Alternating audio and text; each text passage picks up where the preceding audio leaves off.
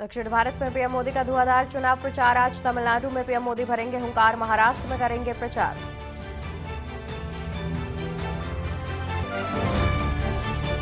मनीष सिसोदिया की जमानत याचिका पर सुनवाई आज। राउज एवेन्यू कोर्ट में होगी सुनवाई। दिल्ली शराब घोटाला मामला। संदेश खाली विवाद में शाहजहां शेख की मुश्किलें बढ़ी। ईडी ने फिर जारी किया समन। ईडी करेगी शाहजहां शेख से पूछताछ। मौलाना महमूद असद मदनी को मिला नोटिस। यूपीएसटीएफ ने जारी किया नोटिस। अवैध हलाल प्रमाण पत्र में दूसरे दौर की पूछताछ के लिए मिला नोटिस। शिमला पुलिस का बड़ा एक्शन। ड्रग के साथ पूर्व मंत्री के बेटे सहित 5 गिरफ्तार। शिमला पुलिस ने मुखबिर की सूचना पर मारी थी रेड। आज चैत्र नवरात्रि का दूसरा दिन। दिल्ली से लखनऊ तक मंदिरों में जुटी भीड़। मां के दर्शनों के लिए लगी लंबी लंबी कतारें। आप देख रहे हैं के न्यूज, खबरों का सारथी। नमस्कार, स्वागत है आपका देश के बात में। मैं हूं आपके साथ अवंतिका अवस्थी। शुरुआत करते हैं इस बुलेटिन के आज के अहम खबर से, जहां खबर अयोध्या से बता दें चैत्र नवरात्रि का दूसरा दिन आज श्री राम की कुलदेवी मां बड़ी देवकाली में उमड़ी भीड़। सिद्धपीठ मंदिरों में से सुरक्षा के किए गए हैं इंतजाम। 9 दिन तक मंदिरों में होंगे कई धार्मिक अनुष्ठान। माता के जयकारों के साथ गूंज रही है रामनगरी अयोध्या। खबर अयोध्या से, जहां चैत्र नवरात्रि का दूसरा दिन आज श्री राम की कुलदेवी मां बड़ी देवकाली में उमड़ी भीड़। सिद्धपीठ मंदिरों में सुरक्षा के किए गए कड़े इंतजाम। 9 दिनों तक मंदिरों में होंगे कई धार्मिक अनुष्ठान। चैत्र नवरात्रि का दूसरा दिन आज। आपको बता दें कि चैत्र नवरात्रि का आज दूसरा दिन है और आज श्री राम की कुलदेवी मां बड़ी देवकाली में भीड़ उमड़ती हुई दिखाई पड़ रही है, जहां सिद्धपीठ मंदिरों में भी सुरक्षा के कई कड़े इंतजाम प्रशासन के द्वारा किए गए हैं और 9 दिन तक मंदिर में कई धार्मिक अनुष्ठानों का आयोजन किया जाएगा। चैत्र नवरात्रि का दूसरा दिन आज श्री राम की कुलदेवी मां बड़ी देवकाली में उमड़ी भीड़। सिद्धपीठ मंदिरों में सुरक्षा के किए गए कड़े इंतजाम। 9 दिन तक मंदिरों में होंगे कई धार्मिक अनुष्ठान। आपको बता दें कि पूरी नवरात्रि में मंदिरों में धार्मिक अनुष्ठानों का आयोजन किया जाएगा और साथ ही कई सिद्धपीठ मंदिरों में सुरक्षा के कड़े इंतजाम भी प्रशासन के द्वारा किए गए हैं। इसी कड़ी में श्री राम की कुलदेवी मां बड़ी देवकाली मंदिर में भी भक्तों की भीड़ उमड़ी है, जहां सिद्धपीठ मंदिरों में सुरक्षा के कई कड़े इंतजाम प्रशासन के द्वारा किए गए हैं। बता दें कि 9 दिनों तक मंदिर में कई धार्मिक अनुष्ठान भी किए जाएंगे। चैत्र नवरात्रि का दूसरा दिन आज और श्री राम की कुलदेवी मां बड़ी देवकाली में उमड़ी भीड़। बड़ी देवकाली मंदिर में उमड़ी भीड़। श्री राम की कुलदेवी है बड़ी देवकाली और 9 दिन तक मंदिर में किए जाएंगे धार्मिक अनुष्ठान। चैत्र नवरात्रि का दूसरा दिन आज श्री राम की कुलदेवी मां बड़ी देवकाली में उमड़ी भीड़। सिद्धपीठ मंदिरों में सुरक्षा के किए गए कड़े इंतजाम।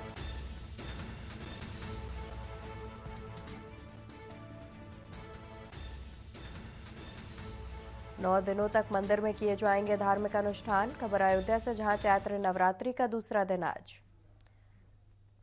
और बढ़ते हैं खबरों में, जहां चैत्र नवरात्रि के दूसरे दिन मंदिरों में पूजा अर्चना। माता के मंदिरों में उमड़ी भक्तों की भारी भीड़। दिल्ली से लखनऊ तक आस्था का उमड़ा सैलाब। कानपुर, अयोध्या, आगरा और उन्नाव के मंदिरों में भक्त पहुंच रहे हैं। चैत्र नवरात्रि का दूसरा दिन आज माता के मंदिरों में उमड़ी भक्तों की भारी भीड़। दिल्ली से लखनऊ तक आस्था का उमड़ा सैलाब। कानपुर, अयोध्या, आगरा और उन्नाव के मंदिरों में भक्त। चैत्र नवरात्रि के दूसरे दिन मंदिरों में जारी पूजा अर्चना। माता के मंदिरों में उमड़ी भक्तों की भारी भीड़। दिल्ली से लखनऊ तक आस्था का उमड़ा सैलाब।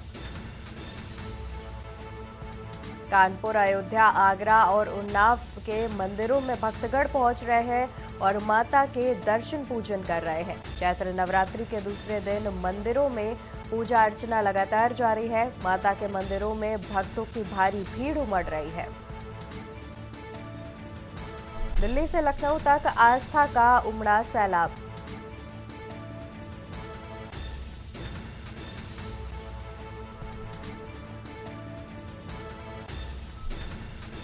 चैत्र नवरात्रि के दूसरे दिन मंदिरों में की जा रही है पूजा अर्चना। माता के मंदिरों में उमड़ी भक्तों की भारी भीड़।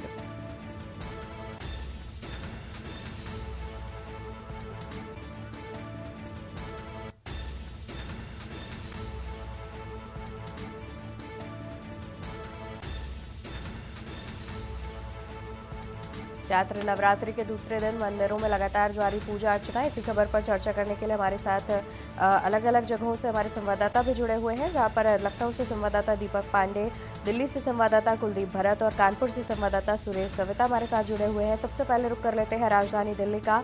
और कुलदीप, आपसे जानना चाहेंगे कि दिल्ली की बात की जाए तो देखा जाए तो जिस तरीके से चैत्र नवरात्रि का दूसरा दिन है और मंदिरों में भारी संख्या में जो भक्तगण हैं वो जुटने शुरू हो गए हैं और पूजा अर्चना जारी है, क्या कुछ अधिक जानकारी है? कैसी तैयारियां दिख रही हैं मंदिरों में?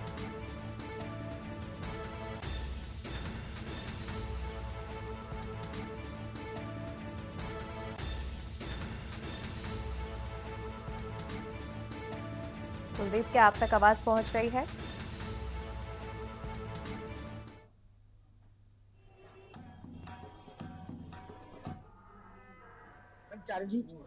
माता की पूजा की जाती है, दूसरा नवरात्र है, जिसको लेकर दिल्ली के अंदर जब नवरात्र के शुरू होने के साथ प्रशासन मुस्तैद दिखा था, जिसके दिल्ली पुलिस ने अपनी सुरक्षा कायम रखी थी। जहाँ प्रशासन, उसके आला अधिकारी, तमाम सिविक एजेंसियों ने साफ सफाइयों का जिम्मा उठाया था।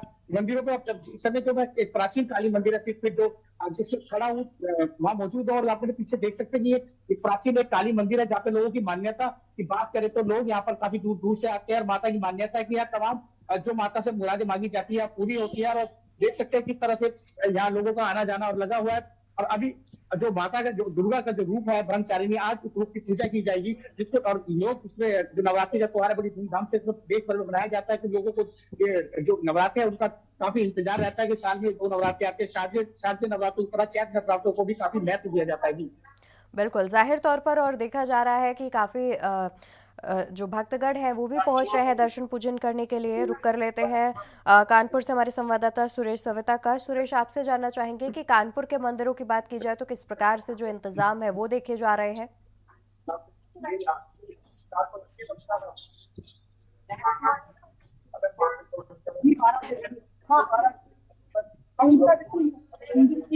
में बहुत ज्यादा मान्यता है।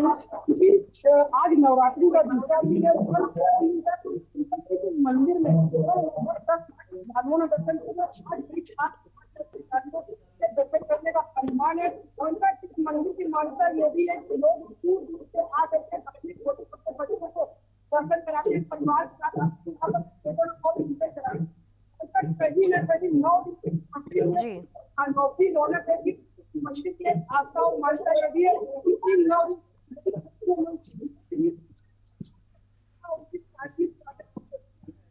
अब इनका हम आपको दिखाना भी चाहेंगे। 15% से पहले लाएंगे और दिखा दे किस तरीके से यहाँ पर लोग लाइन दर्शन कर रहे हैं। मंदिर की जो व्यवस्था है कहीं ना कहीं उत्तम व्यवस्था है। लोग मंदिर प्रशासन, ये मंदिर प्रशासन पूरी व्यवस्था में लगा हुआ ताकि किसी को भी आने जाने वाले श्रद्धालु को, चाहे वो महिला हो या पुरुष हो, किसी प्रकार की किसी को कोई दिक्कत ना हो। अब इनका अपने प्रतिष्ठित चैनल के माध्यम से हम ये भी दिखाना चाहेंगे अपने दर्शकों को कि आज कैमरा पर्सन कहना चाहेंगे एक बार मंदिर के दर्शन कराते विराजमान है माता बैठी हुई, लोग आराम पूर्वक दर्शन कर रहे हैं। हम उनका यही बात करें मंदिर प्रशासन और पुलिस प्रशासन। बिल्कुल बिल्कुल सुरेश, देखा जा रहा है कि किस तरीके से भक्तगण जो है वो लाइन में लगकर अपनी बारी का इंतजार कर रहे हैं और साथ ही माता के दर्शन पूजन करते हुए भी दिख रहे हैं। हमारे साथ लखनऊ से संवाददाता दीपक पांडे भी जुड़े हुए हैं, उनका रुख कर लेते हैं। दीपक, आपसे जानना चाहेंगे कि लखनऊ की बात की जाए तो लखनऊ में किस तरीके से जो भक्तगण है उनकी संख्या देखने को मिल रही है, मंदिरों में क्या कुछ इंतजाम किए गए हैं जिससे भक्तों को दर्शन पूजन करने में कोई परेशानी ना हो। जी अवंतिका, अगर बात कर ली जाए, आज चैत्र नवरात्रि का दूसरा दिन है। ऐसे में बात करें तो माता दुर्गा की जो 9 रूप है, अलग अलग रूप है, तो आज कहीं ना कहीं ब्रह्मचारिणी का जो रूप है उनकी पूजा की जा रही है। और जी। वहीं बात करें राजधानी लखनऊ के अलग अलग मंदिरों की बात करें, चाहे बड़ी काली जी मंदिर की बात कर ले, या मनकामेश्वर की बात करें, या बुद्धेश्वर की बात करें, तमाम मंदिरों की बात करें, तो सुबह से ही भक्तों का तांता लगा है। लंबी लंबी लाइनें देखने को मिल रही। कल से ही जो नवरात्रि की शुरुआत है, तो पूरे 9 दिन तक माता दुर्गा के स्वरूपों की पूजा होगी। तो ऐसे में आज ब्रह्मचारिणी का दूसरा दिन है, तो ऐसे में लगा बड़े स्तर पर लोग मंदिर पर अपनी आस्था को लेकर पहुंच रहे हैं, माथा टेक रहे हैं, अपनी अलग अलग महत्वाकांक्षाओं को लेकर, अपनी अलग अलग मान्यताओं को लेकर मंदिर में पूजा पाठ करते हुए दिखाई दे रहे हैं। और यही कारण है कि लगातार देखा जा रहा है कि राजधानी लखनऊ में, वहीं बात की जाए जिस तरह से पुलिस कमिश्नरेट बल की, तो सुरक्षा की चाक चौबंद व्यवस्था है। तो कल से ही पूरी तैयारियां कर ली गई थी, ताकि जो भी भक्त आ रहे हैं या मंदिरों में भीड़ लग रही है, किसी जी। तरह से आपाधापी ना हो और भक्तों को कोई परेशानी ना हो। तो उन सभी को लेकर जो जिला प्रशासन है और लखनऊ पुलिस कमिश्नरेट बल है, पूरी तरह से तैयार है और सजग है। यही कारण है कि लगातार बड़े स्तर पर, भव्य स्तर पर पूजा पाठ का जो कार्यक्रम चल रहा है नवरात्रि में, तो वो लगातार सुचारू रूप से चलता हुआ दिखाई दे रहा है। बिल्कुल बिल्कुल, जाहिर तौर पर और जिस तरीके से पहले से ही तमाम तैयारियां की गई हैं, तो कहीं ना कहीं श्रद्धालुओं को दर्शन पूजन करने में किसी प्रकार की परेशानी ना हो, उसको लेकर के भी पहले से ही दिशा निर्देश जारी किए हैं। और अयोध्या से हमारे साथ संवाददाता आरपी सिंह भी जुड़े हुए हैं। आरपी, आपसे जानना चाहेंगे कि अयोध्या से जानकारी सामने आ रही है कि श्री राम की जो कुलदेवी है बड़ी देवकाली, वहां पर भी भक्तगण जो है उनका पहुंचने का सिलसिला लगातार जारी है। वहां पर इंतजामों की बात की जाए तो किस तरीके से प्रशासन के द्वारा इंतजाम किए गए हैं।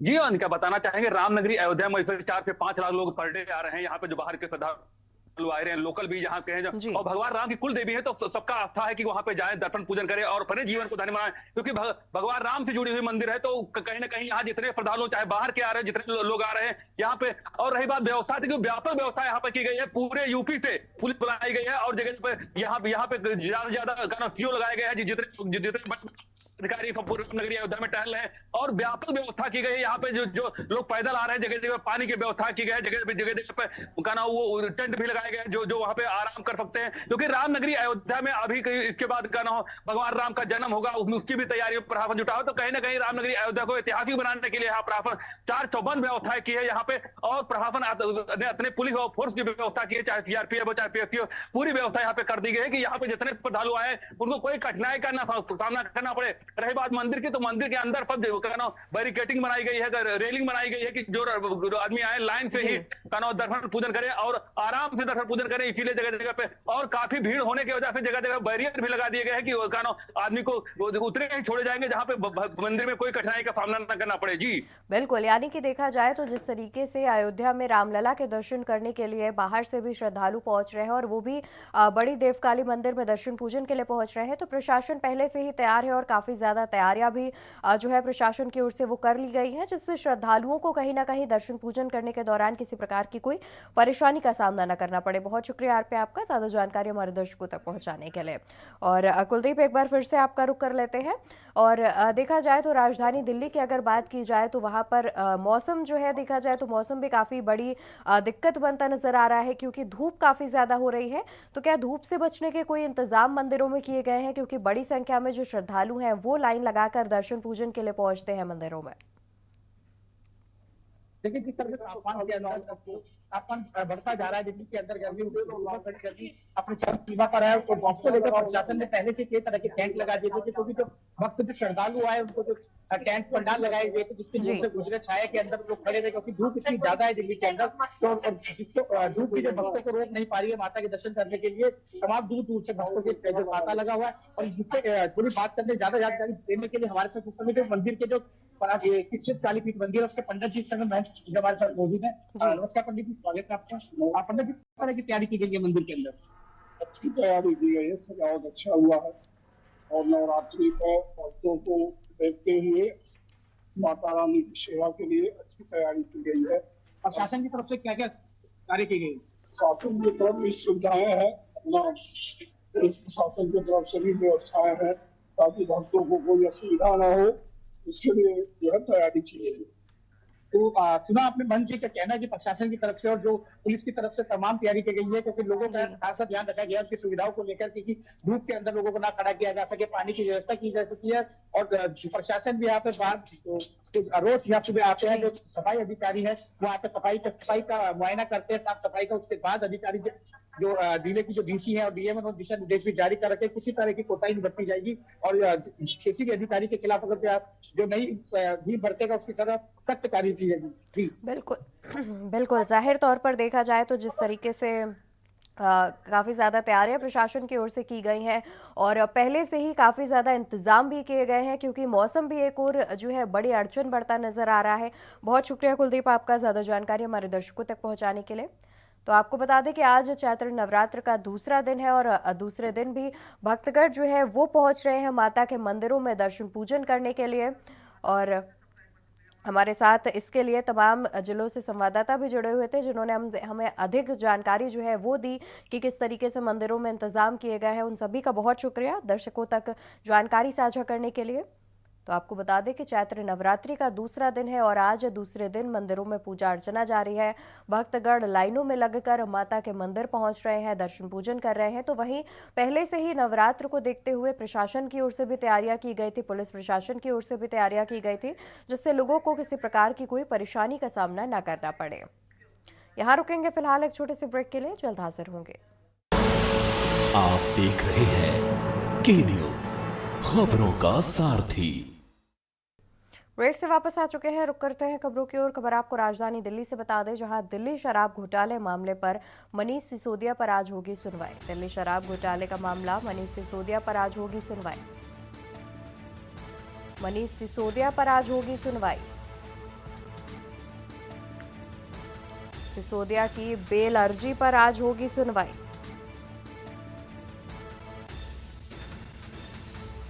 राउज एवेन्यू कोर्ट में आज होगी सुनवाई। दिल्ली शराब घोटाले मामले पर मनीष सिसोदिया पर आज होगी सुनवाई।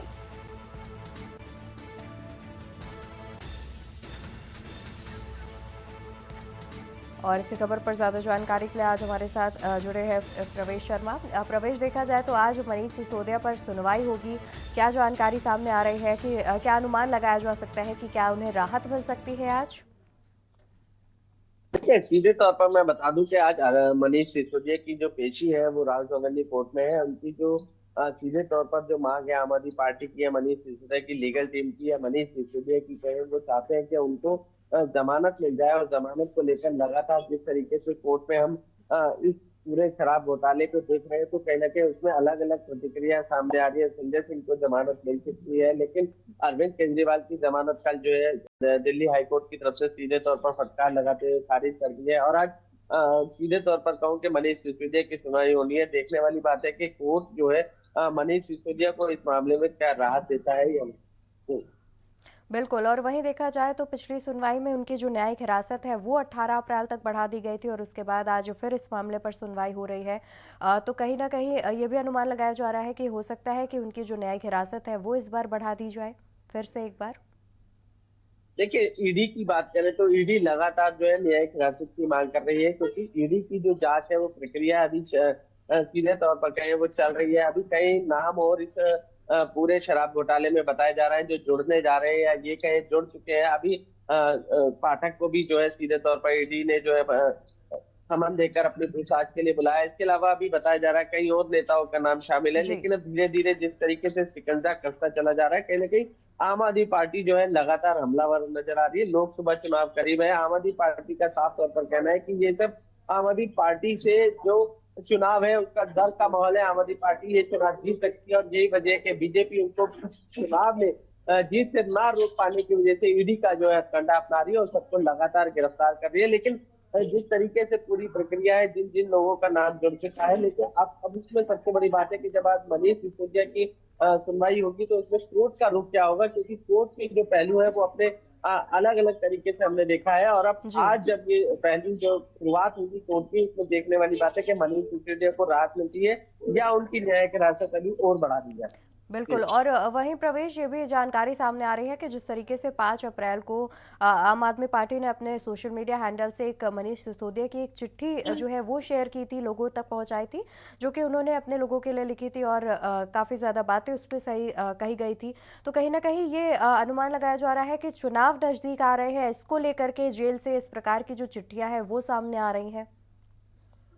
देखिए, जब से 21 मार्च को जब अरविंद केजरीवाल गिरफ्तार हुए थे तो लगातार उनकी 2 चिट्ठी आई थी, जिसमें एक तो जल की समस्या को लेकर आई थी, जी दूसरा स्वास्थ्य को लेकर आई थी। दोनों चिट्ठी को जो उनकी पत्नी ने खुद बताया था। इसके अलावा जो जो विभाग मंत्रालय संभाल रहे हैं उनके मंत्री, चाहे वो आतिशी हो चाहे सौरभ भारद्वाज हो, खुद प्रेस कॉन्फ्रेंस करने आए थे। और अब इसी तरीके से एक चिट्ठी जो है मनीष सिसोदिया की भी आई थी, जिसमें उन्होंने भी कई तरीके की बातें, या ये कहें जनता के पास होने की जो बातें हैं वो दिखी थी। और सीधे तौर पर ये बीजेपी भी इस मामले को लेकर हमलावर है। सीधे तौर पर बीजेपी का कहना है कि इस तरीके की कोई भी चिट्ठी जेल से नहीं लिखी जानी चाहिए। और लगातार जिस तरीके से जो बातें सामने आ रही है उसको लेकर मनीष सिसोदिया ने भी अरविंद केजरीवाल की तरीके से जनता के लिए, जनता के प्रेम दिखाते हुए और चिट्ठी लिखकर सीधे तौर पर ये अपील या ये मांग की थी कि जैसे ही वो राहत पाएंगे तो फिर से जो है अपने देश की गौ सेवा में लगेंगे।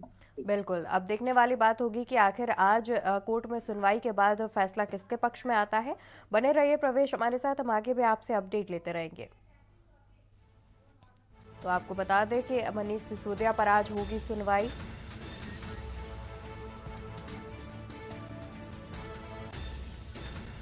खबर बता दें, जहां शाहजहां शेख की मुश्किलें बढ़ी, संदेश खाली विवाद में मुश्किलें बढ़ी, शाहजहां शेख को ईडी का फिर समन। शाहजहां शेख की बढ़ी मुश्किलें, संदेश खाली विवाद में बढ़ी मुश्किलें। शाहजहां शेख की एक बार फिर से बढ़ी मुश्किलें, ईडी ने जारी किया समन।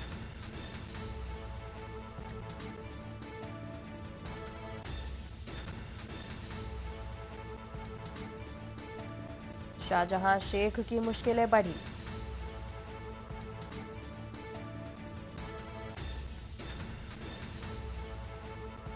शाहजहां शेख की एक बार फिर से बढ़ी मुश्किलें।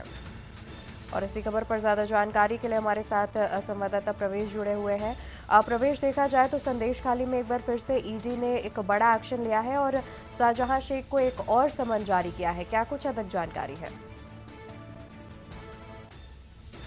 टीएमसी के जो बड़े नेता हैं वो उनको ईडी ने समन भेजा है। संदेश खाली विवाद है, सबसे बड़ी बात है उस घोटाले को लेकर इसकी जांच होनी है, जिसको लेकर ईडी ने एक समन भेजा है। लेकिन मैं आपको बता दूं कि टीएमसी की तरफ से दिल्ली में सोमवार को एक बड़ा प्रदर्शन किया गया था, जो सीधे तौर पर इलेक्शन कमीशन के दफ्तर के बाहर किया गया था। और उनकी मांग थी कि बीजेपी कहीं ना कहीं हमारे नेता को डराने की कोशिश कर रही है। और सीधे तौर पर यह हमला किया था कि लोकसभा चुनाव करीब है और ये जो सारा षड्यंत्र है या विवाद में नाम आने की जो बात आ रही है उसको लेकर कहीं ना कहीं ये गलत है। उसको लेकर ये प्रदर्शन किया गया था। इलेक्शन कमीशन से मांग की गई थी कि वो बीजेपी पे इस तरीके की कार्रवाई करे कि ताकि वो आगे जो ईडी या सीबीआई के जो सीधे तौर पर जो है विपक्ष के नेताओं पर आरोप लगाकर उनको बंधक बनाने की कोशिश कर रही है, उनको रोका जाए। लेकिन मैं आपको बता दूं कि जो ये जो विवाद है, ईडी का जो इसमें मामला है या ईडी ने जो समन भेज के उनको बुलाया, सीधे तौर पर संदेश खाली से जुड़ा हुआ है। और इसके अलावा राशन घोटाला जो एक घोटाला है जिसकी जांच होनी है और जांच के बाद सीधे तौर पर ईडी जो है आगे की अपनी प्रक्रिया को करेगी।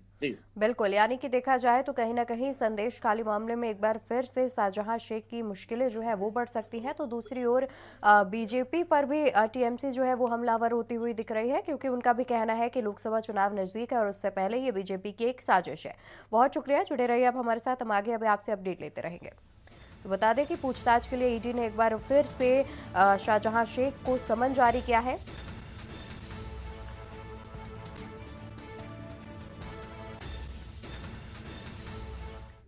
फिलहाल यहाँ पर वक्त है एक छोटे से ब्रेक का, जल्द हाजिर होंगे। आप देख रहे हैं के न्यूज, खबरों का सारथी। ब्रेक से वापस आ चुके हैं। रुक करते हैं खबरों की ओर। खबर आपको राजधानी लखनऊ से बता दें, जहां मौलाना महमूद असद मदनी को जारी किया गया नोटिस। यूपीएसटीएफ ने जारी किया मदनी को नोटिस। अवैध हलाल प्रमाण पत्र मामले में नोटिस हुआ जारी। यूपीएसटीएफ ने जारी किया मदनी को नोटिस। अवैध हलाल प्रमाण पत्र मामले में जारी किया नोटिस। दूसरे दौर की पूछताछ के लिए भेजा गया नोटिस। ऐसी खबर पर ज्यादा जानकारी के लिए हमारे साथ संवाददाता शिवा शर्मा जुड़े हुए हैं। शिवा, मौलाना महमूद असद मदनी को एक बार फिर से नोटिस जारी किया गया है, जहां पर ईद के बाद उनसे पेश होने के लिए कहा गया है। क्या कुछ अधिक जानकारी है?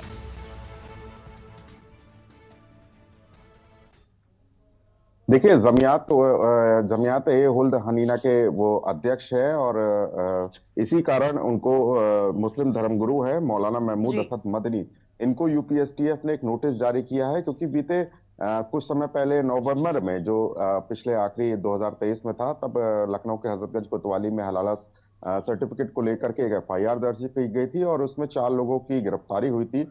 और इस मामले पूरी जांच के लिए एसटीएफ को लगाया गया था और एसटीएफ ने पाया था कि हलाला सर्टिफिकेट के नाम पर जो करोड़ों रुपया लोगों से लिया गया है और उनको हलाला सर्टिफिकेट जारी किया है, वो फर्जी तरीके से किया गया है और उसमें कई लोगों के अहम भूमिका शामिल होगी। और जो जांच में आगे कार्रवाई बढ़ी, उसमें मौलाना असद मदनी का महमूद असद मदनी का नाम सामने आया और इनको पूछताछ के लिए ईद के बाद बुलाया गया है। तो जरूर जो शेल कंपनी बना करके जो लाखों करोड़ों रुपए ट्रांसफर किए गए, जो तरह तरह के जो पैसे थे लोगों से लेकर के अलग अलग जगहों पर ट्रांसफर किए गए, उसमें कहीं ना कहीं बहुत लोगों की संलिप्तता एसटीएफ की जांच में सामने आई है। तो ऐसे में जब पूछताछ होगी असद मदनी से, तो जरूर इस बात का खुलासा भी होगा कि उनकी कंपनी में जो पैसे गए या उनके खातों में जो पैसे आए, वो आखिरकार किस सोर्स से आए और क्या वजह रही। क्योंकि हलाला सर्टिफिकेट को लेकर के सरकार भी बहुत ज्यादा पेचीदा है, बहुत ज्यादा उसने ये जरूर कह रखा है पुलिस प्रशासन और जिला प्रशासन को, किसी भी तरीके की हलाला सर्टिफिकेट कंपनी की कोई भी जानकारी अगर प्रशासन को मिलती है तो उसमें कार्रवाई करे। और बीते साल में यही हुआ था नवंबर के महीने में कि तत्काल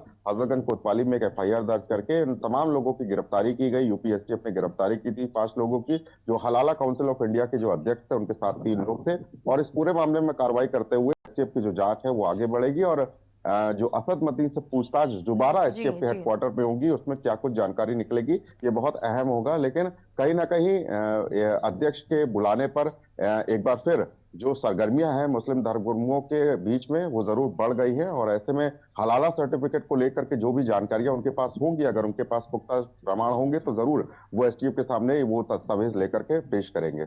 बिल्कुल, जाहिर तौर पर। और बहुत शुक्रिया शिवा आपका। जुड़े रहिए, हम आगे भी आपसे अपडेट लेते रहेंगे। फिलहाल तो आपको बता दें कि मदनी को एक बार फिर से नोटिस जारी किया गया है। यूपीएसटीएफ ने दोबारा से पेश होने के लिए कहा है और यूपीएसटीएफ ने मदनी को नोटिस जारी किया है।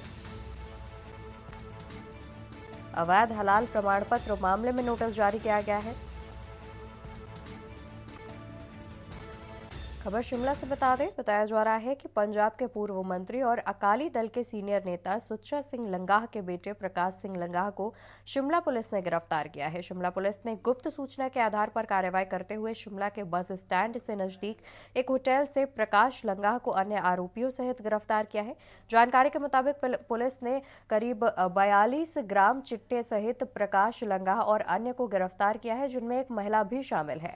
शिमला पुलिस के एसपी संजीव गांधी ने जानकारी देते हुए बताया कि आरोपियों को एक होटल से गिरफ्तार किया गया है। पुलिस ने गिरफ्तारी के बाद आरोपियों के खिलाफ एक मामला दर्ज कर लिया है और आगे की कार्रवाई जारी है। बता दें कि प्रकाश लंगाह को पहले भी नशे के मामले में गिरफ्तार किया जा चुका है। अभी इसे चिट्टे सहित काबू किया गया है, जिसकी जांच चल रही है।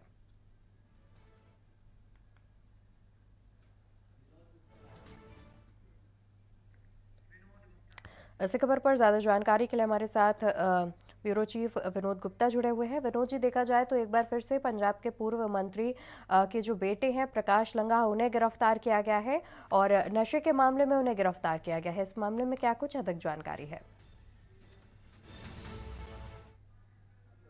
दो बड़े गिरोह को पकड़ा है, जिनमें से जो सबसे बड़ा नाम शिमला से आ रहा है प्रकाश सिंह लंगाह, जो कि पूर्व अकाली दल के नेता भी रहे और कैबिनेट मंत्री, 2 बार कैबिनेट मंत्री रहे हैं। उनके बेटे हैं और पहले भी इनका नाम जो तस्करी के मामले में काफी नाम आया था और इस बार जो है उनको शिमला के बस स्टैंड के बाद सक्सेना होटल जो है उसके अंदर जो कमरा नंबर 40 है, उनके जो 5 साथी, अन्य 5 साथी जिनमें एक महिला भी शामिल है, उनके साथ पकड़ा और पुलिस जांच करी। आखिर इतनी बड़ी खेप 42 ग्राम कोई काम नहीं, क्योंकि चिट्टा एक बहुत बड़ी कह लीजिए ड्रग्स का जो मामला है वो बहुत बड़े मामला है। खासकर हिमाचल के अंदर पुलिस बहुत सख्त है और उसको लेकर बड़ी सच्चाई के साथ, क्या चिट्टे हो चाहे नशे तस्कर को लेकर बहुत ज्यादा सख्त नजर आई है और किसी भी मामले को बहुत बारीकी के साथ जांच कर रही है। और यही कारण है कि शिमला पुलिस बड़ी बारीकी के साथ जांच करे और ये जांच करे आखिर कहां से लेकर कहां सप्लाई करनी है, इससे पहले कितनी बार सप्लाई कर चुके हैं। एक बहुत बड़ा मामला जो है शिमला पुलिस ने इसको तोड़ने की कोशिश की और हो सकता है कि एक बड़ी कार्रवाई कुछ और अन्य लोगों के साथ हो सकती है। जी बिल्कुल। और ये भी जानकारी है कि एक बार पहले भी जो प्रकाश लंगा है वो नशे के मामले के चलते गिरफ्तार किए जा चुके हैं और एक बार फिर से इस बार भी गिरफ्तार किए गए हैं चिट्टे को लेकर के। तो क्या इस बार जो उनके खिलाफ जो ये मामला दर्ज किया गया है तो उसमें उनकी जो सजा है या फिर जो उनकी मुश्किलें जो है वो बढ़ सकती हैं? बिल्कुल, देखिए इस बार जो मामला है 42 ग्राम चिट्टे का, लगभग अगर सही से अगर साबित होता है तो कम से कम 20 साल की सजा जो है एक लंबे अरसे के लिए जा सकते हैं। 37 वर्ष जो प्रकाश सिंह लगा है वो पहले नहीं, एक बार नहीं, क्योंकि कई बार संदिग्ध भी पाए गए हैं, अरेस्ट भी हुए हैं और काफी लंबे समय से पंजाब पुलिस इनके तोड़ने की कोशिश लगी थी, परंतु जो कामयाबी जो है हिमाचल पुलिस को मिली शिमला के अंदर। और हो सकता है कि शिमला की जो पुलिस है वो हिमाचल भी पूरी जांच करे आखिर कहाँ से पंजाब से कहाँ से चिट्टा जो है हिमाचल के अंदर जा रहा है। जी बिल्कुल। जाहिर तौर पर कहीं ना कहीं मुश्किलें जो है वो एक बार फिर से बढ़ सकती हैं। बहुत शुक्रिया विनोद जी आपका ज़्यादा जानकारी हमारे दर्शकों तक पहुंचाने के लिए। तो आपको बता दें कि ये पूरा मामला है जहां पर पंजाब के पूर्व मंत्री के बेटे की गिरफ्तारी की गई है और चिट्टे के सहित 5 अन्य लोग भी गिरफ्तार किए गए हैं जिनमें एक महिला भी शामिल है। वही खबर दिल्ली से बता दें जहां दक्षिण भारत में आज प्रधानमंत्री नरेंद्र मोदी करेंगे धुआंधार चुनाव प्रचार। आज तमिलनाडु में पीएम मोदी भरेंगे चुनावी हुंकार। तमिलनाडु में प्रधानमंत्री करेंगे 2 रैलियों को संबोधित। पीएम मोदी करेंगे धुआंधार चुनाव प्रचार। आज तमिलनाडु में पीएम मोदी भरेंगे हुंकार। आज तमिलनाडु में प्रधानमंत्री करेंगे 2 रैलियां। दक्षिण भारत में आज प्रधानमंत्री नरेंद्र मोदी करेंगे धुआंधार चुनाव प्रचार। आज तमिलनाडु में प्रधानमंत्री भरेंगे चुनावी हुंकार। आज तमिलनाडु में प्रधानमंत्री की 2 रैलियां। दक्षिण भारत में आज प्रधानमंत्री नरेंद्र मोदी करेंगे धुआंधार चुनाव प्रचार।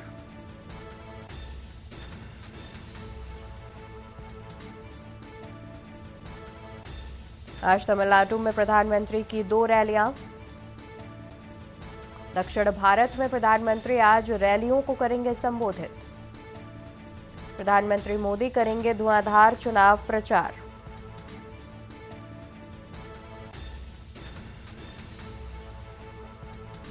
आज तमिलनाडु में प्रधानमंत्री करेंगे 2 रैलियां। दक्षिण भारत में प्रधानमंत्री का धुआंधार चुनाव प्रचार। प्रधानमंत्री मोदी करेंगे धुआंधार चुनाव प्रचार। आज तमिलनाडु में पीएम मोदी भरेंगे हुंकार। इसी खबर पर ज्यादा जानकारी के लिए हमारे साथ संवाददाता प्रवेश शर्मा जुड़े हुए हैं। प्रवेश, देखा जाए तो दक्षिण भारत में प्रधानमंत्री आज 2 रैलियों को संबोधित करेंगे, क्या कुछ अधिक जानकारी है?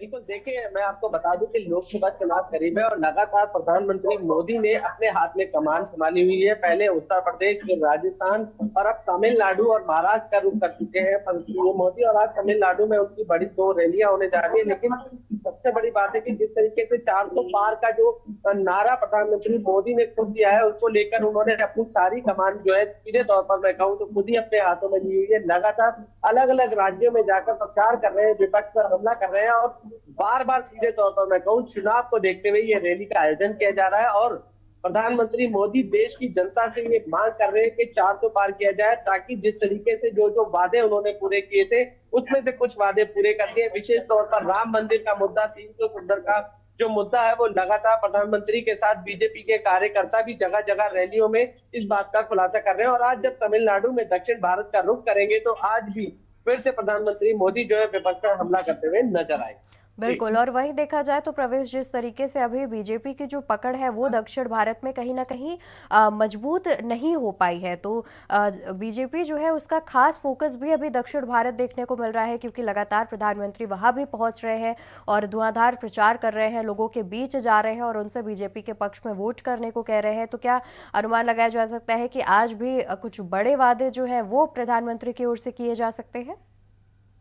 बिल्कुल, इसमें कोई दोहराय नहीं है। और मैं आपको बता दूं कि दक्षिण भारत का रुख जो है लगातार बीजेपी का पिछले कई महीनों से मैं कहूँ लगातार है, और बीजेपी इस बार दक्षिण भारत में भी अपना जो फतेह है या ये सीधे तौर पर कहे जो बढ़त है वो हासिल करना चाहती है। और इसी उद्देश्य से आज पीएम मोदी वहां पर पहुंच रहे हैं, रैली करेंगे, जी। लोगों को संबोधित करते हुए नजर आएंगे, लोगों से कई तरीके की अपील करते हुए नजर आएंगे। इसके अलावा विपक्ष पर सीधे तौर पर हमला करेंगे। और मैं आपको बता दूं, दक्षिण भारत में जो सीटें बीजेपी के हाथे से छूटी रहती है उसको लेकर विशेष रूप से एक रणनीति बनाई गई है। और पूरा जो शीर्ष नेतृत्व है प्रधानमंत्री मोदी के साथ बैठकर दक्षिण भारत को लेकर कई बार बैठक कर चुका है, कई बार उस पर एक रणनीति बना चुका है। वहां का जो फोकस है विशेष रूप से मैं आपकी जानकारी में डाल दूं तो वो अलग तरीके से किया गया। और इस बार जो है बीजेपी दक्षिण भारत में भी अपने आप को आगे की ओर अग्रसर करती हुई दिखाई जरूर देगी। बिल्कुल। और इसी कड़ी में देखा जाए तो कहीं ना कहीं प्रधानमंत्री भी आज तमिलनाडु पहुंच रहे हैं। बहुत शुक्रिया प्रवेश आपका, आप जुड़े रहिए, हम आगे भी आपसे अपडेट लेते रहेंगे। तो आपको बता दें कि प्रधानमंत्री नरेंद्र मोदी आज दक्षिण भारत के दौरे पर हैं, जहां तमिलनाडु में 2 रैलियों को संबोधित करेंगे प्रधानमंत्री और बीजेपी के पक्ष में वोट करने की अपील करते हुए नजर आएंगे, जनता से अपील करते हुए नजर आएंगे। और दक्षिण भारत में आज बीजेपी की ओर से एक बड़ी रैली का आयोजन किया गया है। प्रधानमंत्री नरेंद्र मोदी इस रैली को संबोधित करेंगे।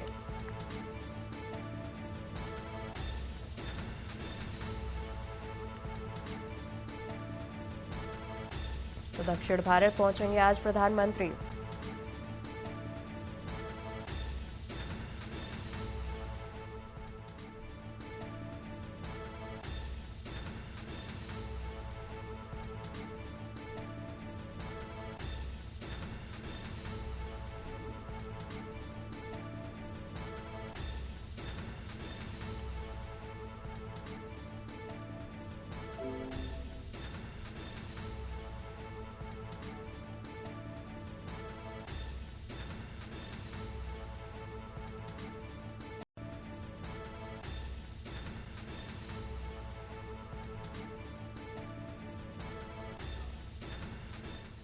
और इसी बीच दुर्ग से खबर सामने आ रही है। दुर्ग से खबर हम आपको बता देते हैं, जहां हादसे में मरने वालों की संख्या बढ़कर हुई 12।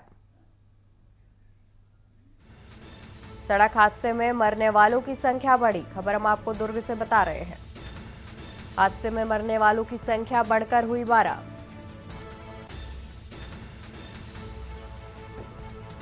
हादसे में 14 घायल, 7 लोगों की हालत हुई गंभीर। सीएम, पीएम और राष्ट्रपति ने हादसे पर जताया दुख। खबर दुर्ग से, जहां सड़क हादसे में मरने वालों की संख्या बढ़ी। हादसे में मरने वालों की संख्या बढ़कर हुई 12। हादसे में 14 घायल, 7 लोगों की हालत हुई गंभीर। सीएम, पीएम और राष्ट्रपति ने हादसे पर जताया दुख। सड़क हादसे में मरने वालों की संख्या बढ़ी, खबर हम आपको दुर्ग से बता रहे हैं, जहां सड़क हादसे में मरने वालों की संख्या हुई 12। इस हादसे में प्रधानमंत्री और मुख्यमंत्री सहित राष्ट्रपति ने भी दुख जताया है। हादसे में 14 घायल, 7 लोगों की हालत हुई गंभीर। सीएम, पीएम, राष्ट्रपति ने हादसे पर जताया दुख। खबर दुर्ग से, जहां सड़क हादसे में मरने वालों की संख्या बढ़ी। हादसे में मरने वालों की संख्या बढ़कर हुई 12। हादसे में 14 घायल, 7 लोगों की हालत हुई गंभीर। सीएम, पीएम और राष्ट्रपति ने हादसे पर जताया दुख। सड़क हादसे में मरने वालों की बढ़ी संख्या, खबर हम आपको दुर्ग से बता रहे हैं। हादसे में मरने वालों की संख्या बढ़कर हुई 12।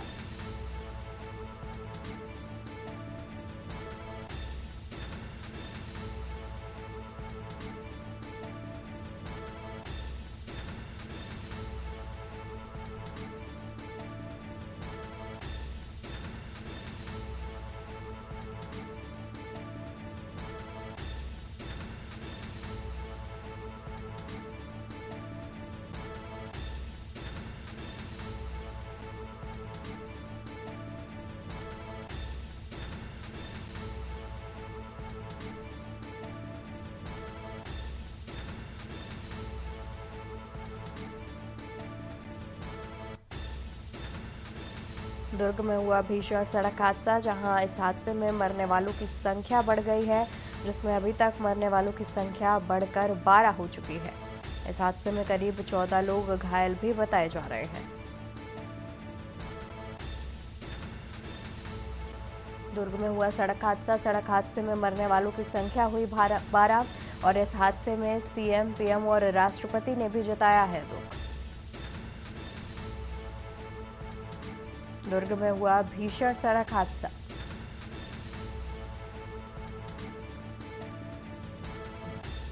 मरने वालों की संख्या बढ़कर हुई 12।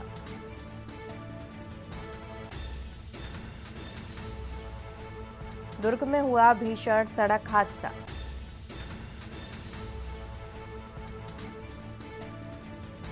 मरने वालों की संख्या बढ़कर हुई 12।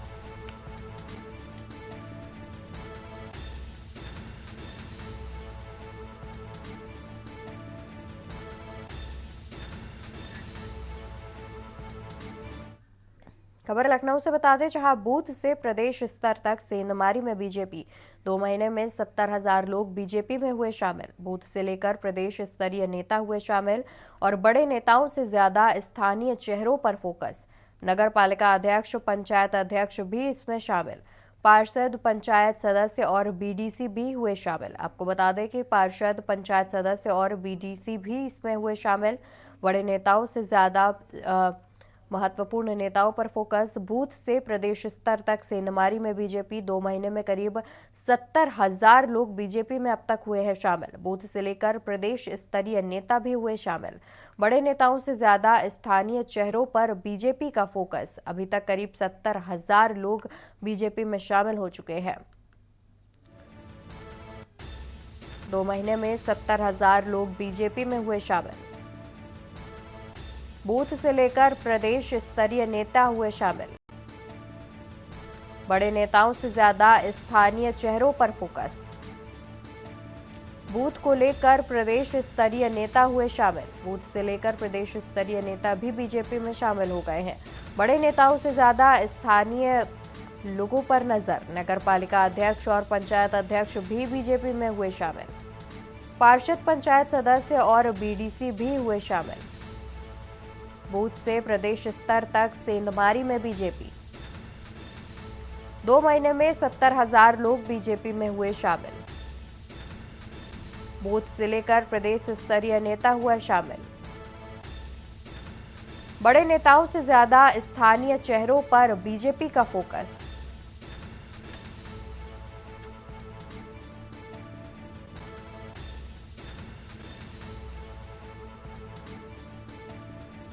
नगर पालिका अध्यक्ष और पंचायत अध्यक्ष भी बीजेपी में हुए शामिल।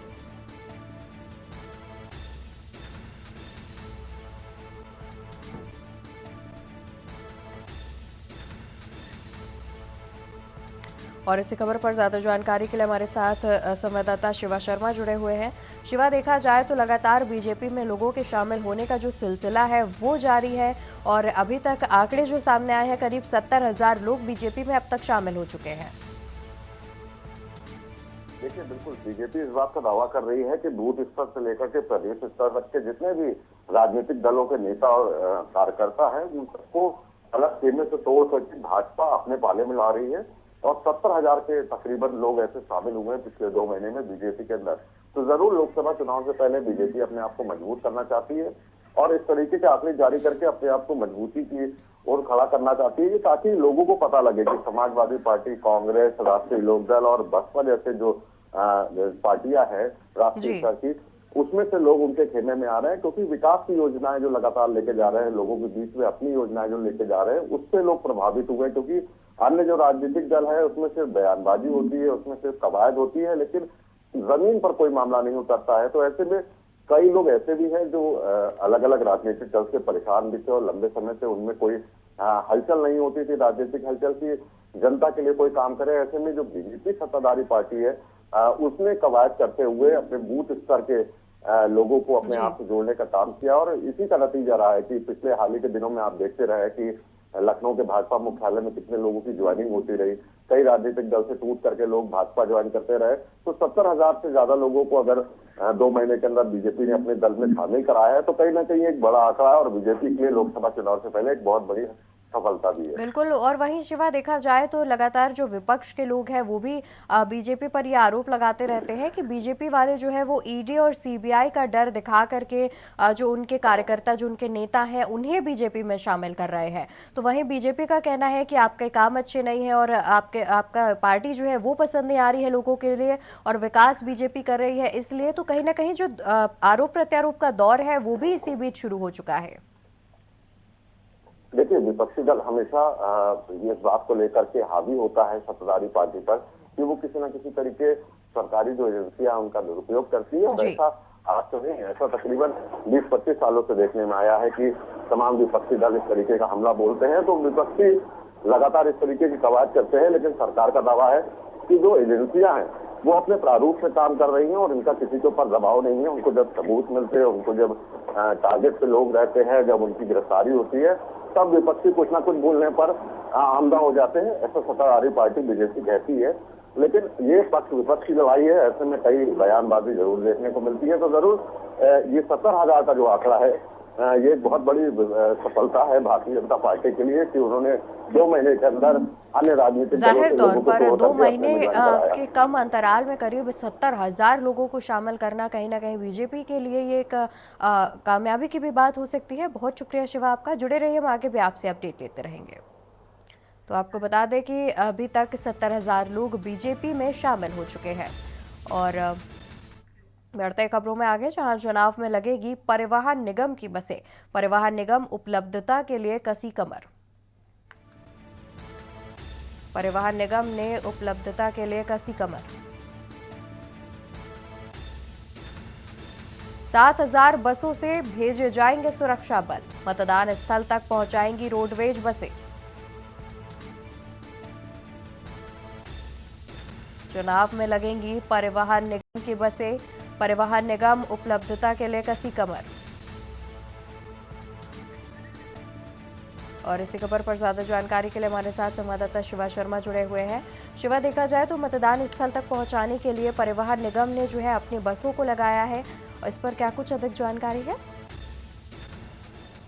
देखिए, हमेशा की यह प्रक्रिया है कि किसी भी तरीके का उत्तर प्रदेश में अगर चुनाव होता हो, चाहे विधानसभा हो, लोकसभा हो या फिर निकाय चुनाव हो, तो उसमें कहीं ना कहीं परिवहन विभाग की जिम्मेदारी बढ़ जाती है। और ऐसे में जब आगामी लोकसभा चुनाव है तो वहां पर बूथ स्तर तक, वहां पर केंद्र, मतदान केंद्रों तक, तो वहां पर सुरक्षा बलों की जिम्मेदारी पहुंचाने की जो परिवहन विभाग के ऊपर होती है। और इस बार परिवहन विभाग ने एक आंकड़ा जारी किया है कि उन्होंने 7,000 बसें उत्तर प्रदेश के अलग अलग जनपदों में चलाने के लिए तैयार की है। तो खास तरीके से जो पैरामिलिट्री फोर्स है, जो पुलिस के जवान है, उनको मतदान केंद्रों तक पहुंचाएगी। और उसकी जो मरम्मत है, उसकी जो व्यवस्था है बसों की, वो बहुत पुख्ता कर ली गई है। तो ऐसे में परिवहन विभाग ने एक अपनी सहभागिता निभाई है, जैसे कि हर बार निभाता है। और जो पैरामिलिट्री फोर्स और पीएसी और सिविल पुलिस के जो जवान हैं वो कम समय में जल्दी अपने मतदान केंद्रों तक पहुंच जाएंगे, जो उनका सुनिश्चित समय है। जैसा कि हर बार देखा गया है कि 6 बजे से दोपहर उनकी स्टैंड होती है।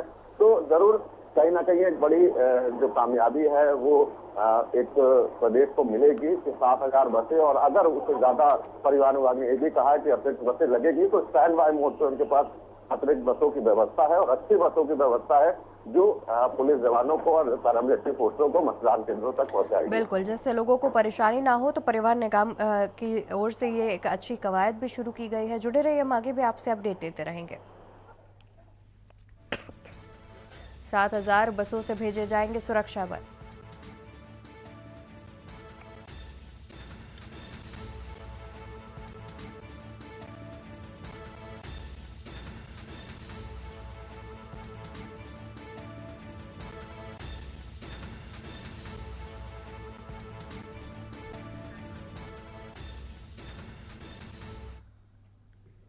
वहीं यूपी में राजनाथ सिंह की 3 कार्यक्रम सहारनपुर, बुलंदशहर और संभल में रैली करेंगे। सहारनपुर, बुलंदशहर में करेंगे जनसभा।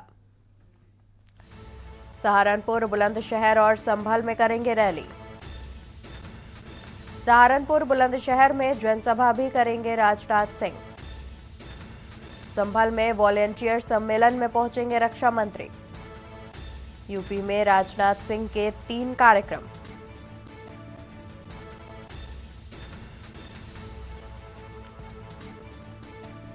सहारनपुर और बुलंदशहर में करेंगे जनसभा।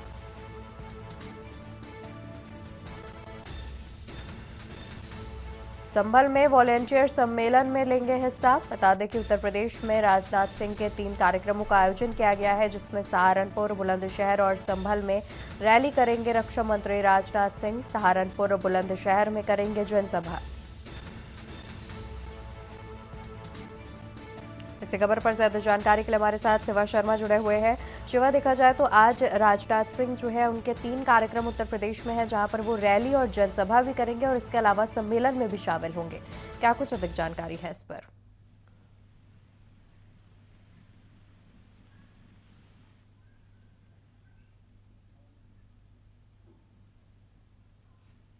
शिवा, क्या आप तक आवाज पहुंच रही है हमारी?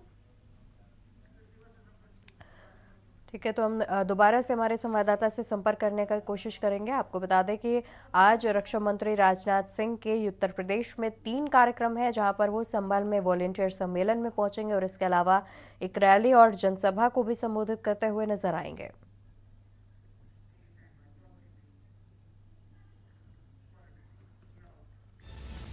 बता दें कि समाजवादी पार्टी की प्रेस कॉन्फ्रेंस दोपहर 12 बजे अखिलेश यादव करेंगे प्रेस कॉन्फ्रेंस। सपा दफ्तर में अखिलेश करेंगे प्रेस कॉन्फ्रेंस और आज जारी कर सकते हैं समाजवादी पार्टी का घोषणा पत्र। आज अखिलेश यादव एक प्रेस कॉन्फ्रेंस करेंगे। सपा मुख्यालय में प्रेस कॉन्फ्रेंस का आयोजन किया जाएगा और उसके बाद समाजवादी पार्टी की ओर से उनका घोषणा पत्र भी जारी हो सकता है। एक बड़ी जानकारी हम आप तक पहुंचा रहे हैं, जहां पर आज अखिलेश यादव एक प्रेस कॉन्फ्रेंस करेंगे। लखनऊ स्थित समाजवादी पार्टी के मुख्यालय में इस प्रेस कॉन्फ्रेंस का आयोजन किया जाएगा और अनुमान लगाया जा रहा है कि आज प्रेस कॉन्फ्रेंस के जरिए ही घोषणा पत्र जारी किया जा सकता है। समाजवादी पार्टी की ओर से आज घोषणा पत्र भी जारी किया जा सकता है, लेकिन उससे पहले एक प्रेस कॉन्फ्रेंस का आयोजन किया जाएगा। आपको बता दें कि समाजवादी पार्टी के मुख्यालय पर प्रेस कॉन्फ्रेंस का आयोजन किया गया है, जिसमें अखिलेश यादव जो है वो प्रेस कॉन्फ्रेंस करेंगे और इसके बाद समाजवादी पार्टी की ओर से जो घोषणा पत्र है वो समाजवादी पार्टी जारी कर सकती है। सूत्रों के हवाले से भी जानकारी सामने आ रही है कि कहीं ना कहीं आज समाजवादी पार्टी की ओर से घोषणा पत्र जो है वो जारी हो सकता है, लेकिन फिलहाल अभी मुख्यालय पर एक प्रेस कॉन्फ्रेंस का आयोजन किया गया है, जिसमें अखिलेश यादव एक प्रेस कॉन्फ्रेंस करेंगे और तमाम जो है वो पत्रकार शामिल होंगे इस प्रेस कॉन्फ्रेंस में और उसके बाद समाजवादी पार्टी की ओर से घोषणा पत्र भी जारी किया जा सकता है। देखने वाली बात होगी कि इस घोषणा पत्र में क्या क्या मुख्य रूप से जनता के लिए जो है वो चीजें शामिल की गई होंगी।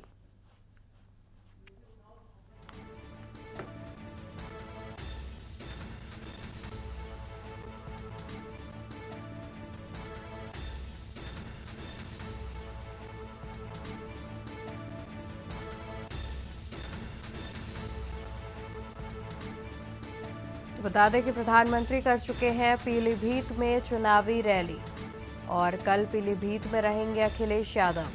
पश्चिमी यूपी से प्रचार की करेंगे शुरुआत। 11 अप्रैल को अखिलेश करेंगे पहली रैली।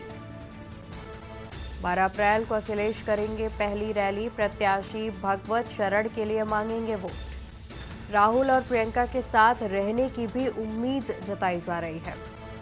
13 अप्रैल को बिजनौर नगीना में करेंगे रैली। गठबंधन रैली को दिया जा रहा है अंतिम रूप। बता दें कि प्रधानमंत्री कर चुके हैं पीलीभीत में चुनावी रैली।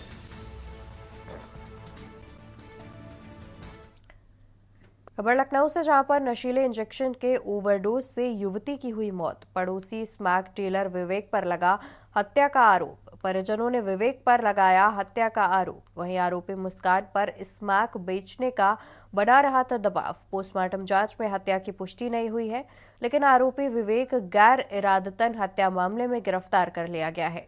पुलिस पूछताछ में आरोपी विवेक ने अपना जुर्म भी कबूला है।